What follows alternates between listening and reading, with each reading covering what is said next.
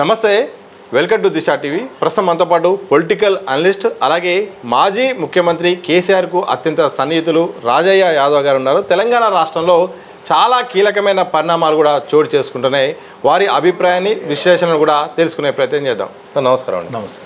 ఫస్ట్గా కేటీఆర్ గురించి పెద్ద చర్చ జరుగుతుంది. జూబ్లీహిల్స్ బైపోల్ రిజల్ట్స్ తర్వాత ఇక గవర్నర్ కూడా ఆయన సంబంధించిన ఏదైతే ఈ ఫార్ములా రేస్ సంబంధించిందో విచారణకు ఆమోదిస్తూ కూడా నిర్ణయం తీసుకోవడం, దీని పట్ల కూడా ఇటు బీఆర్ఎస్లో కక్ష సాధింపు చర్యలు అంటున్నారు. ఆ తర్వాత ఇటు కొంతమంది బయట చర్చ అయితే మాత్రం కేటీఆర్ అరెస్ట్ దిశగా ఈ యొక్క కార్యక్రమం నడుస్తుందని చెప్తున్నారు. మీకున్న అవగాహన ప్రకారం కూడా ఏం జరగబోతుందో, ఒకవేళ కేటీఆర్ అరెస్ట్ జరిగితే ఏం జరుగుతుంది? కేటీఆర్ అరెస్ట్ జరిగితే ఏం జరగదు, కవిత అరెస్ట్ జరిగితే ఏమో జరుగుతుంది అనుకున్నాం. కవిత అరెస్ట్ అయింది, జైలు ఉన్నది, వచ్చింది. ఓకే, కేటీఆర్ అరెస్ట్ అయినా కూడా ఏం జరగదు.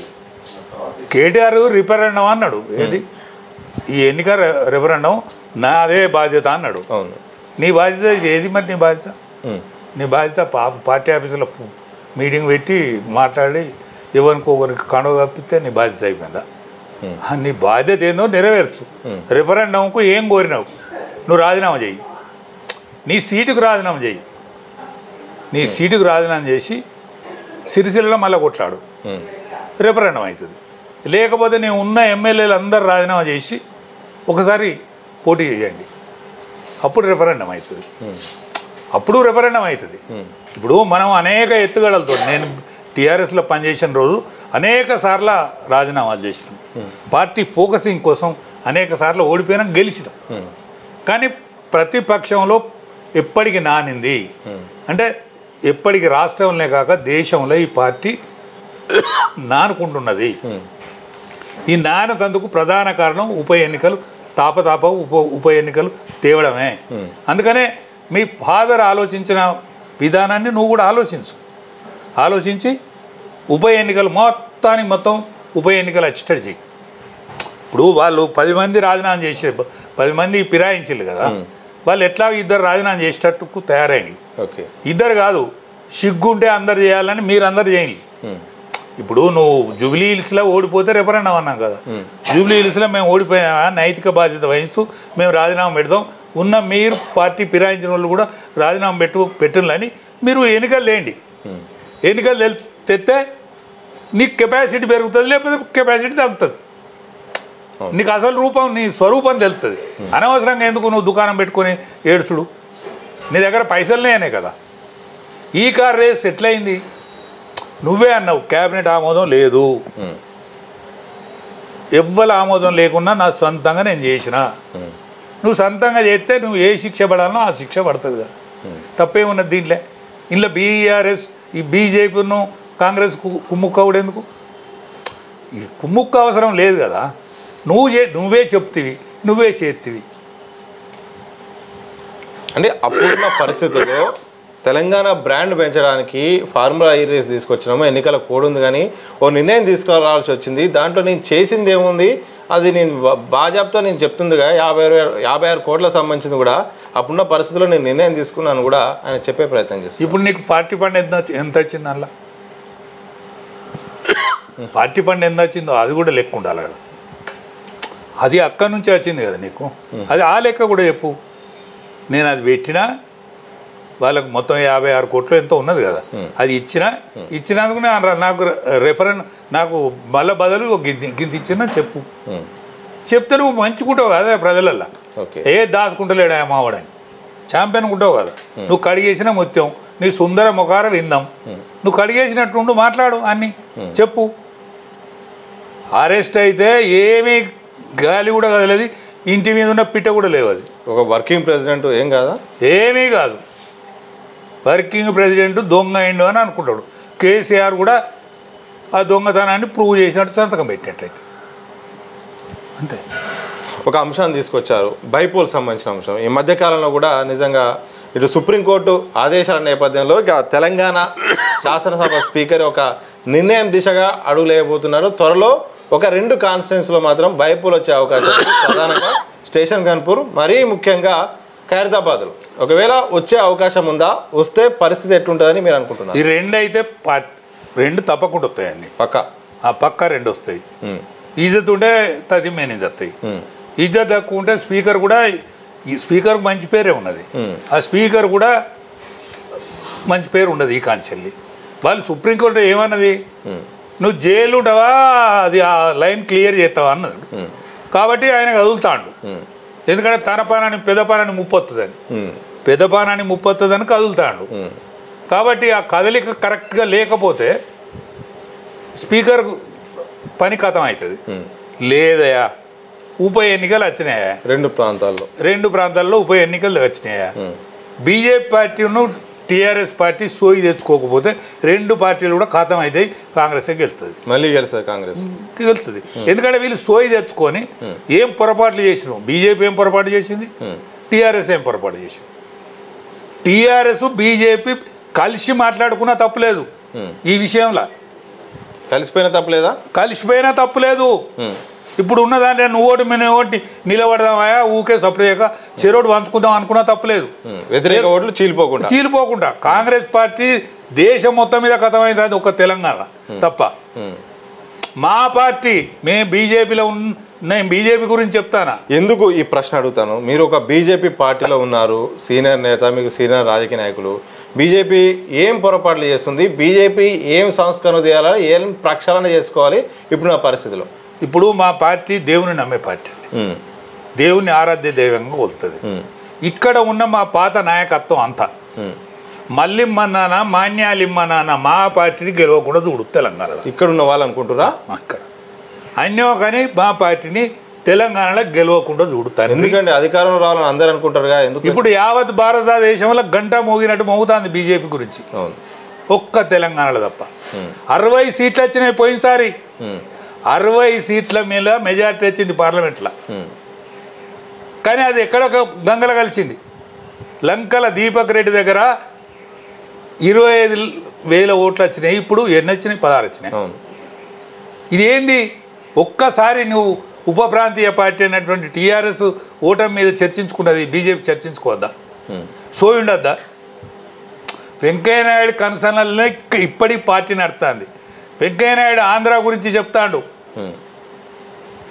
ఇప్పుడు ఈనాడు స్వర్గీయ రామోజీరావు గురించి ఉపన్యాసాలు ఇస్తాడు తాపతాపకు నా జీవితంలో నేను ఎక్కడో ఉండుతోనే ఇంత దూరం ఎదిగినా అని చెప్తాడు తెలంగాణ కదా నీకు జీవం పోసింది నీకు నాయకత్వం ఇచ్చింది ఇక్కడ నుంచే కదా 67 నుంచి గెలిచిన జంగారెడ్డిని తొక్కి పెట్టినావు కదా నువ్వు ఒకసారి ప్రెసిడెంట్ అయ్యేందుకు ఆయన నామినేషన్ అయితే వలవల ఏడ్చినావు కదా జంగారెడ్డి గారు నామినేషన్ అయితే వలవల ఏడ్చినావు కదా ఆయనను గవర్నర్ కాకుండా చూసినావు కదా ఈ కుట్రల కుతంత్రాలకు నిలయం నువ్వే కదా బద్దం బాలరెడ్డి 10,000 ఓట్లతో ఓడిపోయాడు ఓవైసీ మీద 10,000 ఓట్లతో ఓడిపోయాడు ఇప్పుడున్న ఓవైసీ కాదు వాళ్ళ తండ్రి మీద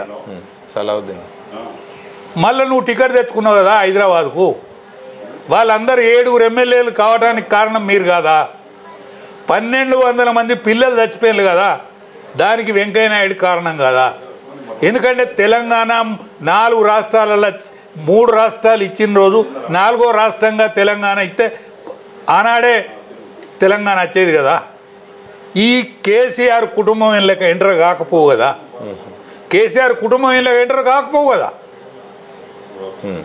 ఈ 1,200 బలిదానాలు కాకపోవు కదా ఎందుకు ఇంకా ఎన్నాళ్ళు ఈ పార్టీని అణిచిపెడతావు ఇక్కడనే ఉంటాను కదా హైదరాబాద్లో నీకేం హక్కున్నదని ఉంటాను నువ్వు ఆంధ్రోని కదా చంద్రబాబు నాయుడు కూడా ఉంటలేడు కదా 10 ఏళ్ళు ముఖ్యమంత్రిగా పరిపాలించిన చంద్రబాబు నాయుడు విజయవాడలో ఎక్కడో ఉంటాడు కదా నువ్వు ఇక్కడనే ఉంటాను కదా ఇక్కడ ఉండి ఈ పార్టీని ఎటరేవుకు తేవాలని పానం ఉండగా ప్రభుత్వంలో రావాలని మీరు కోరుకోవద్దా కనీస ధర్మం కదా నువ్వు 2 సార్లు అసెంబ్లీకి గెలిచినావు 4 సార్లు కర్ణాటక నుంచి అపాయింట్మెంట్ అయినావు దేనికి రాజ్యసభ మెంబర్గా నా ఉజ్వల రాజకీయ భవిష్యత్తు అని చెప్పినావు కదా ఎన్నిసార్లు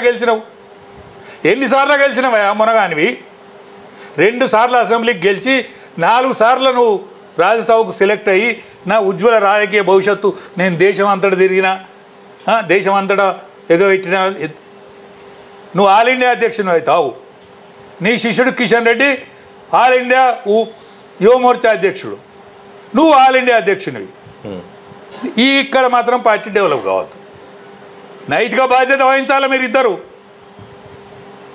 నైతిక బాధ్యత వహించాలి.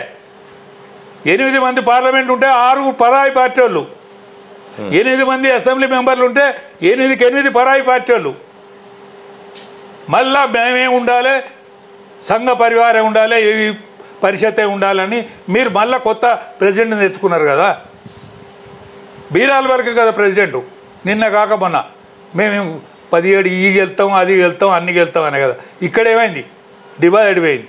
ఇక్కడన్నా సోయి తెచ్చుకొని రాబోయే రోజులు యువతరం ఏం తెచ్చుకోవాలి? సోయి అంటే ఏం మార్పులు చేయాలి, పార్టీని ఎట్లా బలోపేతం చేయాలి? ఒకవైపు జాతీయ స్థాయిలో అధికారం ఉన్నా కానీ తెలంగాణలో మరొక ఛాన్స్ కావాలంటే ఇక్కడ ఏమేమి చేంజెస్ కావాలి? అవకాశం ఉన్నది. ఇప్పుడు 8 మంది పార్లమెంట్ మెంబర్లు, 8 మంది అసెంబ్లీ మెంబర్లు, ఇంకా అనేక మంది పార్టీ కోసం తప్పించే సీనియర్ నాయకులను వీళ్ళందరినీ జమ చేసి, నేను అధ్యక్షుల వారికి చేతులు ఎత్తి దండం పెట్టి చెప్తాను, అందరినీ జమ చేసి వీళ్ళందరినీ గ్రామాలకు తరలండి అనే కార్యక్రమం తీసుకొని వాళ్ళందరినీ కూడా ఇళ్ళకు రాకుండా చూడు. నువ్వు కూడా తిరుగు, సీనియర్స్ అందరు తిరగండి, సొంతలో వదిలిపెట్టాలి. గ్రామాలకు తరలండి అనే కార్యక్రమం తీసుకొని ఊరుకు జెండా అని మా దగ్గర బండారు దత్తాత్రేయ గారు వరంగల్లో 46 రోజులు ఉన్నాడు. 46 రోజులు అక్కడనే ఉన్నాడు. మాకా రాలే, ఇంటికి రాలే. అందరు ఊరుకు జెండా అని ములుగు జిల్లాలో కూడా మేము ఆనాడు ఫారెస్ట్ ఉండంగా కూడా ములుగు జిల్లాలో నక్సలైట్ల ప్రభావం ఉన్న కాడ కూడా మేము జెండాలు వాతినాం, బలిదానాలు అయినాం. మీకు ఇప్పుడు ఇవాళ ఏ బాధ లేదు కదా, ఏ భయం కూడా లేదు కదా. ఆల్ ఇండియాలో మన పార్టీకి ప్రభావం ఉన్నది కదా. ఇప్పుడన్నా ఎలగకపోతే ఇక ఎన్నడూ ఎలుగుతారు. అందుకనే రెండు పార్టీలు కూడా సోయి తెచ్చుకోవాలి. ఎందుకంటే టీఆర్ఎస్కి నాయకత్వం ఉన్నది, నాయకులు ఉన్నారు, బీజేపీకి క్యాడర్ ఉన్నది. కాబట్టి ఈ రెండు పార్టీలు కూడా ఆలోచించుకొని, కాంగ్రెస్ పార్టీ ఆల్ ఇండియాలో కండె ఊకినట్టు ఊకుతుంది, దీపంతల ఏది మన కొవ్వొత్తువతిగా కరుగుతుంది. తెలంగాణ పెరుగుతుంది, బయట తగ్గుతుంది. కర్ణాటక కూడా పని అయిపోయింది, హిమాచల్ ప్రదేశ్ పని అయిపోయింది. ఇక ఏ ఉన్నా తెలంగాణలో అది మీ పుణ్యాన, మీ పాత నాయకుల పుణ్యాన తెలంగాణలో పానంతో ఉన్నది కాంగ్రెస్. చేతలుడిగిన కాంగ్రెస్ను పానంతో ఉంచేది వీళ్ళు మాత్రమే. ఈ దోషానికి ఈ దోషులు అవుతారు వీళ్ళు.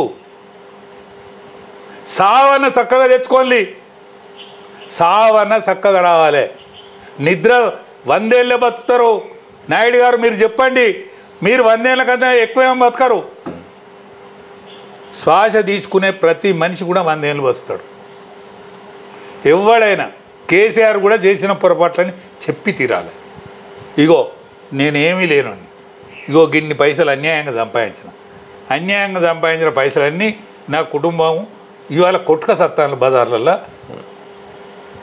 నా బిడ్డో దిక్కు, నా కొడుకో దిక్కు, నా అల్లుడో దిక్కు కంగనగలైంది మా కుటుంబం. కాబట్టి పాప ప్రక్షాళన చేసుకుంటాను తండ్రి అని మొక్కి ఆ నరసింహస్వామి దగ్గర పోయి చెప్పు, యాదగిరి నరసింహస్వామి దగ్గర పోయి నిజాలు చెప్పు. ఒక్కసారి హాయిగా ప్రాణం పోతుంది, హాయిగా సావన్న చక్కగా వస్తుంది ఎవరికైనా.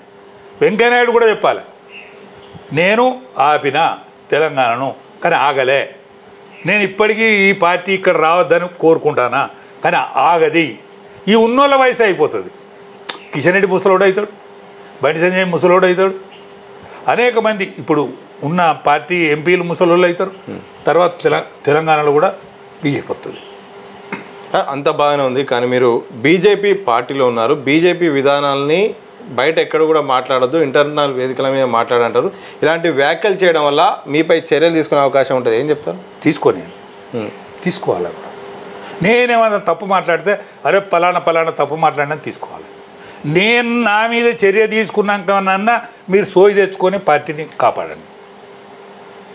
సోయి తెచ్చుకొని పార్టీని నేను చెప్పిన అంశాలన్నింటినీ సరి చేసుకొని, ఎందుకంటే మాకు గ్రామాలలో 18 ఏళ్ళ నుంచి 30 ఏళ్ళోడు మన దిక్కున్నాడు. మొన్న 60 సీట్లలో మన మెజార్టీ వచ్చినాం. మనకేం తక్కువ ఉన్నదని ఇక్కడ ఆగుతుంది, మీరు తక్కువ ఉన్నదనే ఆగుతుంది. మీ లోపాల వల్లనే అవుతుంది. లేకపోతే తెలంగాణలో ఖచ్చితంగా బీజేపీ ప్రభుత్వం బీసీ ముఖ్యమంత్రి అయితే తీరుతాడు. పోయినసారే మన ప్రధానమంత్రి గారు నరేంద్ర మోడీ గారు ఇక్కడ మాకు మెజారిటీ వస్తే నేను బీసీ ముఖ్యమంత్రిని చేస్తా అన్నాడు. బండి సంజయ్ గారు మీరు గాంధీ ముఖ్యమంత్రి, ఏమేం తప్పులు ఉన్నాయో అన్నీ సరిచేయి, నువ్వు ముఖ్యమంత్రిగా ఊకదంపుడు ఉపన్యాసాలు ఇస్తే అవుతుందా? ఉపన్యాసాలతో కాదు, నువ్వు ఇదివరకు పాదయాత్ర చేసినావు కదా, అట్లా ఈ 8 మంది ఎంపీలు 8 మంది ఎమ్మెల్యేలు కలిసి పాదయాత్ర చేయండి. కలిసి కాదు, వేరుగా ఒక్కొక్క జిల్లా పంచుకొని, పాత జిల్లాలు పంచుకొని, 33 జిల్లాలున్నాయి కదా, 33 జిల్లాలు కాదు, పాత 10 జిల్లాలు. ఇప్పుడు మొన్న మీరు ఇక్కడ పార్టీ బలోపేతంగా ఉండే ఇక్కడ గెలిచింది కదా, కార్పొరేషన్ గెలిచింది కదా, మరి కార్పొరేషన్ ఎన్నికలు అయితే మన బతికేంది? కార్పొరేషన్ ఎన్నికలు అయితే మన బతికేంది ఉంది? మేయర్ స్థానం సాధిస్తా అంటారు కదా, ఎట్లా మీరు సమీక్షద్దా? పనిచేసేటోళ్ళు లేదు వద్దా? వాళ్ళని ఎంకులాడరా? ఇప్పుడే డిక్లేర్ చేయండి, కార్పొరేటర్లను ఎక్కడెక్కడో డిక్లేర్ చేయండి, పని చేసుకుంటూ పోతారు. ఇప్పుడు రెండు ఉప ఎన్నికలు వస్తాయి అనుకొని మీరు 6 నెలలకు వస్తాయి. ఏది 6 నెలలకు ఎందుకు వస్తాయి? తమిళనాడు ఎన్నికలతో పాటు వస్తాయి. తమిళనాడు ఎన్నికలతో పాటు వస్తాయి కాబట్టి ఈ 2 కాన్స్టిట్యున్సీలు ప్రిపేర్ కావాలి ఇప్పటి నుంచి. కావాలయా, కాకుంటే ఎట్లా? తీరే సమయానికి మనం అనేక 2 టికెట్లు ఇచ్చినాక మనం వెనక సిరిచ్చి టికెట్ ఏం తక్కువైందని గదే లంకల దీపక్ రెడ్డికి ఇచ్చినావు కదా, ఆ టికెట్ ముందుగాల కాల పెడితే ఏమైంది? అదే ముందే ఇస్తే ప్రచారం చేసుకున్నా, అదే ముందుగాల కాల పెడితే. మా దగ్గర అజ్ఞాత వీరులు ఉన్నారండి, వాళ్ళు నడిపిస్తారు ఈ పార్టీని. పనికి మాలిన అజ్ఞాత వీరులు ఉన్నారు, వాళ్ళు నడిపిస్తారు ఈ పార్టీ. అందుకనే ఇప్పటికైనా 2 పార్టీలు సోయి తెచ్చుకోకపోతే కాంగ్రెస్ పార్టీకి అవకాశం ఇచ్చిన వాళ్ళం అవుతాను. యావత్ భారతావనిలో మొత్తం కాంగ్రెస్ పార్టీ లేకుంటే ఇక్కడ తెలంగాణలో మాత్రం ఉంటుంది. ఉండడానికి ప్రధాన కారణం 2 పార్టీలే. మరికొద్ది గంటల్లో స్థానిక సంస్థల ఎన్నికలకు సంబంధించిన షెడ్యూల్ వచ్చే అవకాశం ఉన్నట్టు కూడా వార్తలు వస్తున్నాయి. దాదాపు ఆ ప్రక్రియ కూడా నడుస్తుంది. పార్టీ పరంగా పాత పద్ధతిలో రిజర్వేషన్లతోని సర్పంచ్ ఎన్నికలకు పోతామని కూడా ఇప్పటికే ప్రభుత్వం కూడా ప్రకటించింది. ఈ నిర్ణయం పట్ల ఎట్లా చూస్తారో, అలాగే ఈ ఎన్నికలు వస్తే ఎట్లా ఉండే అవకాశం ఉంది? సర్పంచ్ ఎన్నికలలో వస్తే ఏమవుతుందంటే, ఇప్పుడు సర్పంచ్ ఎన్నికలు కనుక చేయకపోతే 15th ఫైనాన్స్ ప్రకారం మొత్తం కత్తెర పడుతుంది. 3,000 కోట్లు పోతాయి కాబట్టి వాళ్ళు పెడతారు. సర్పంచ్ ఎన్నికలు ఎవరు గెలిచినా కాంగ్రెస్కే పోతారు. అధికార పార్టీ 50% కంటే ఎక్కువ గెలుస్తారు బీసీలే. నువ్వు చేయాల్సిన అవసరమే లేదు, నీ రిజర్వేషన్తో పనే లేదు. అచ్చా, నీకు ఇప్పుడు లోకల్ బాడీ ఎన్నికలు పార్టీ పరంగా జరిగాయి, ఏది సర్పంచ్ ఎన్నికలు పార్టీ పరంగా జరిగాయి. గుర్తులు రావు, పాటు రావు. బలపరిచిన ఏముంటుంది? కాంగ్రెస్ బలపరిచిన ఎమ్మెల్యే ఇష్టం వచ్చిన టికెట్ ఇస్తాడు, వాడు గెలవకుంటే గెలిచినోడు అలా పోతాడు. ఏమున్నది దాంట్లో? వీళ్ళు మళ్ళీ 3 ఏళ్ళకి ఎన్నికలు అయ్యే వరకు లండ అవుతారు. ఇంట్లోకి పెళ్ళాం కూడా రానిది, ఈ సర్పంచులు పెళ్ళాం కూడా రానిది. ఇప్పుడు గెలిచిన సర్పంచ్ పోతలేడు ఇంటికి, బదాలు పట్టుకుని తిరుగుతాడు. ఎందుకంటే మనకి పైసలు లేవు, మన బిల్లులు రాలేదు, ఆగా శివరాత్రి అయ్యిండు, మందుకు అలవాటు అయ్యిండు, బదార్లు తిరుగుతాడు. రేపు గెలిచిన గతి కూడా గంతే. రాబోయే రోజులు ఖచ్చితంగా యోచనతో ఆలోచిస్తే బీజేపీ ప్రభుత్వం వస్తుంది. దయచేసి నేనేం కోరుకుంటలేను, నన్ను సస్పెండ్ చేస్తారా ఏం చేస్తారో చేసుకోవాలి, కానీ బీజేపీ ప్రభుత్వం వచ్చేటట్టు చూడు. Okay, thank you.